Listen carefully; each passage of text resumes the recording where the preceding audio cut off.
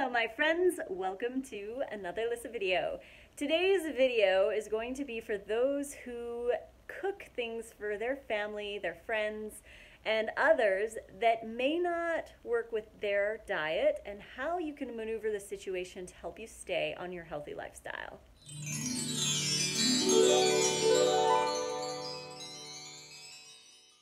One of the biggest struggles that people tend to have when they move over to a healthier lifestyle is that some still have to make food for their family, their friends, gatherings, and that kind of thing. And it can be very, very tempting if these are foods that you're no longer keeping in your diet. So if you're trying to be a vegan or even a raw vegan, it can be very challenging when you are preparing food for your family and you want to enjoy the food with them, and you're dealing with a lot of mental connection with the foods of your past, the memories that come along with them, culture, tradition.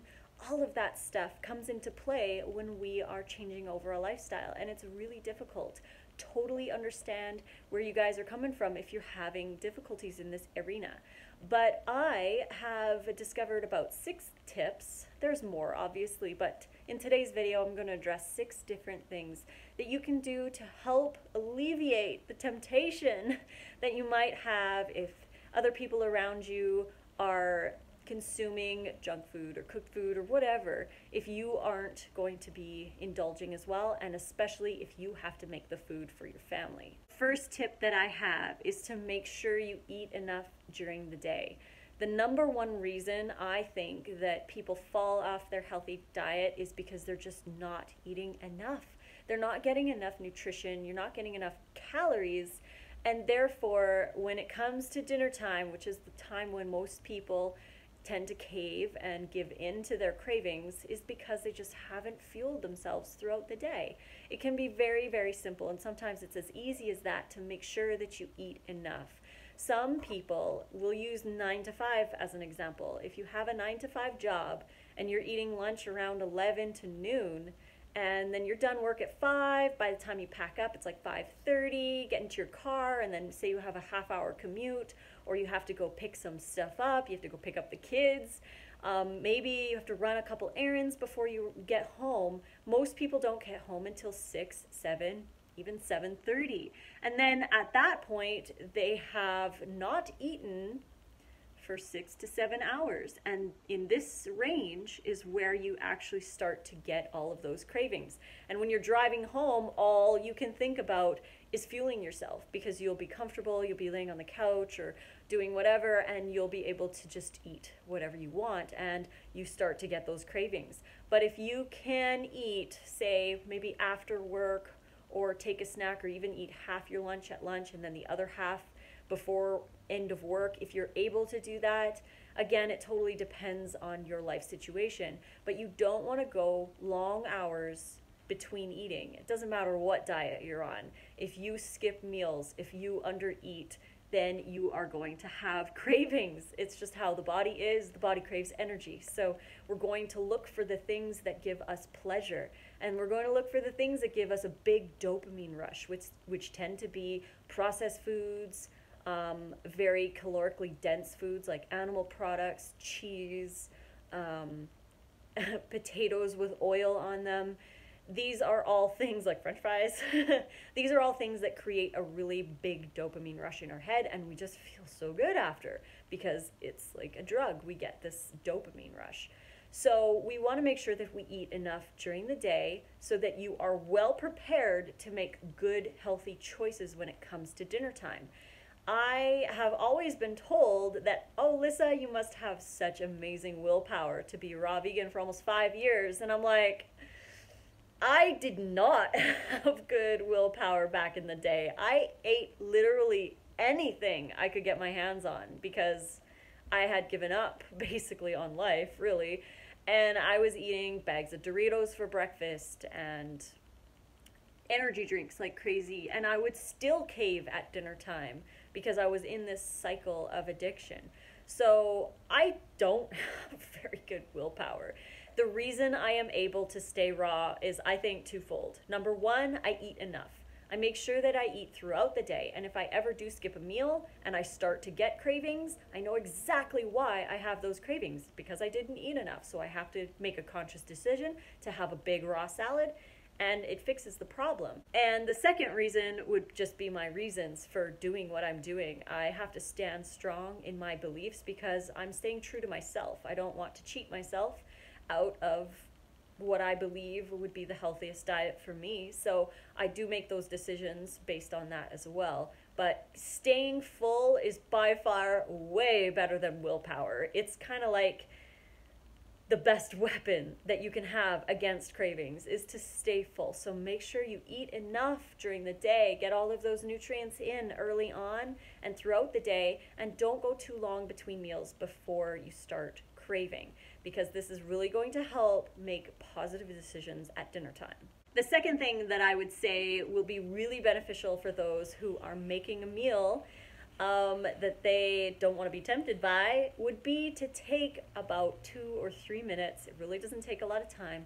Go stand in a mirror, stand in a power pose, get nice and tall. You can take up as much room as you possibly can.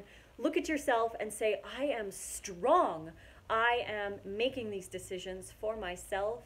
I am powerful. I have willpower. Tell yourself all of these affirmations. Even read some of your affirmations. Maybe you have those sticky notes on your mirror or something.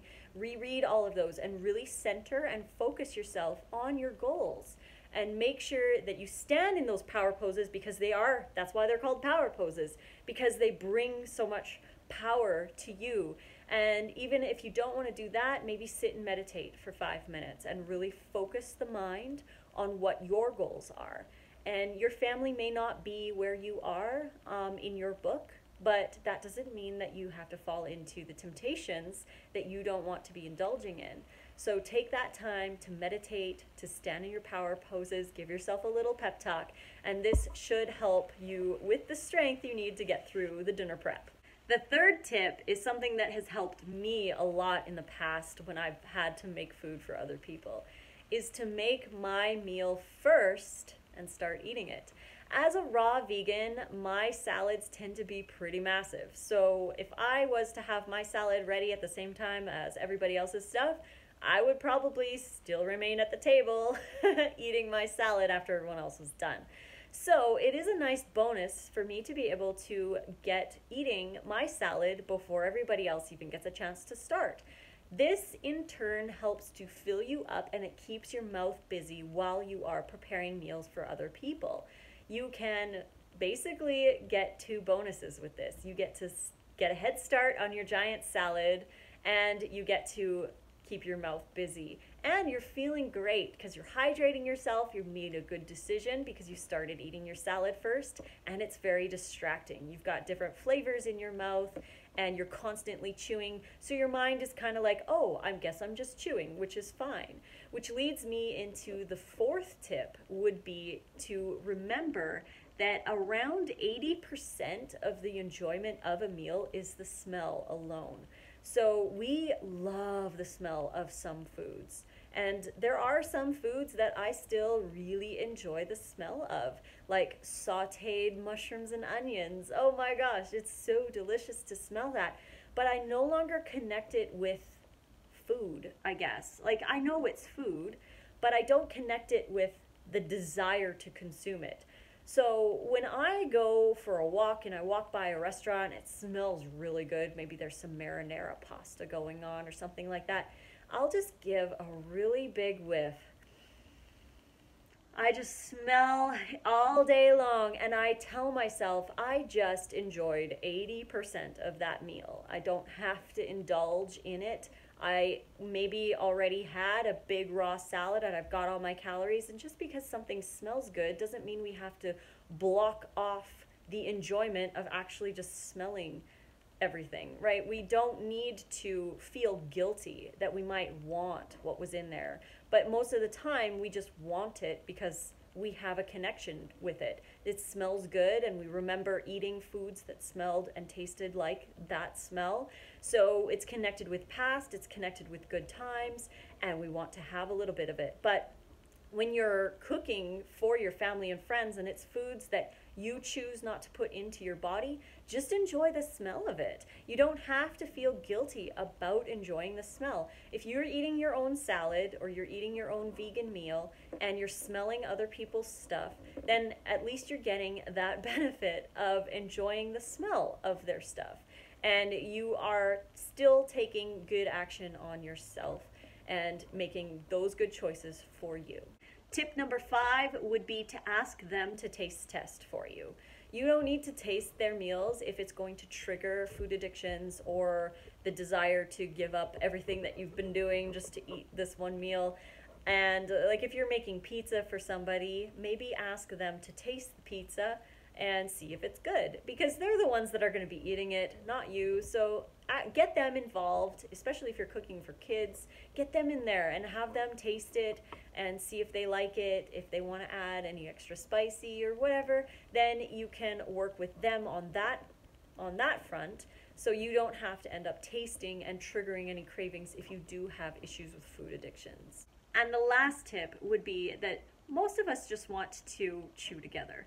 We want to hang out with our family and we want to eat the same things. It's just natural that we want to, and we have all these connections with these foods and social gatherings and family, friends, and laughter and all of that good stuff.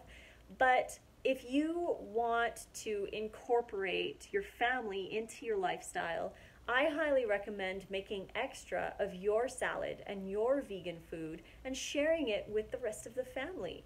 Get them to eat more vegan or raw vegan foods and less of the other stuff. Try to crowd out all of that other stuff with the vegan and the raw vegan dishes and just say it's part of the dish and share it with them. And we want our family to be healthy. So we're not forcing it on our family by offering them bigger salads and more stuff. They can still have their transitional foods or whatever they need to eat in the meantime while they're learning a little bit and watching you change. You are the greatest example to your friends and family. So it is imperative that you stay strong in your beliefs and your ideas on what is a healthy diet for you and your family. And just bring them along on the inspirational train and help them to see how awesome healthy food can be. Give them more fruits and vegetables than the other stuff. And if they're going to have potato chips for Friday night, maybe have them have a plate of vegetables as well, so that they can eat more of the good stuff and start to crowd out the bad stuff. We don't need it in our lives, but I do understand that it is very difficult for some people who are still not there yet, and we have to love them into the change, because being preachy and mean and all of that isn't going to help anybody, really. I mean, it can help some people, but overall, we need to be positive and we need to bring these people over to a healthier lifestyle with hugs and love. So hopefully this video helped somebody out there, and if it did, please click like and subscribe to my channel to get notifications for more. You can click the little bell and they will send notifications directly to you whenever I post a new video. If you're looking for some awesome raw vegan recipes that are spouse-friendly, kid-friendly, and people who don't eat a vegan diet friendly, you can find my raw recipes at this link right here. These are all ebooks. I have 4 recipes as of the filming of this video. I'm coming out 4 recipe books. I'm coming out with my 5th recipe book coming this fall of 2019. So if you're interested, again, you can go over here. You can find my print versions of any of these books on Amazon. Just head over there and search for the titles. You should be able to find them. And you can find me on Instagram and Twitter at Raw Food Romance, on Facebook, Lissa's Raw Food Romance, and on Snapchat, Lissa Raw Vegan. Until the next video, guys, I hope you can share a lot of raw food with a lot of lovely people. And until the next video, fruit on.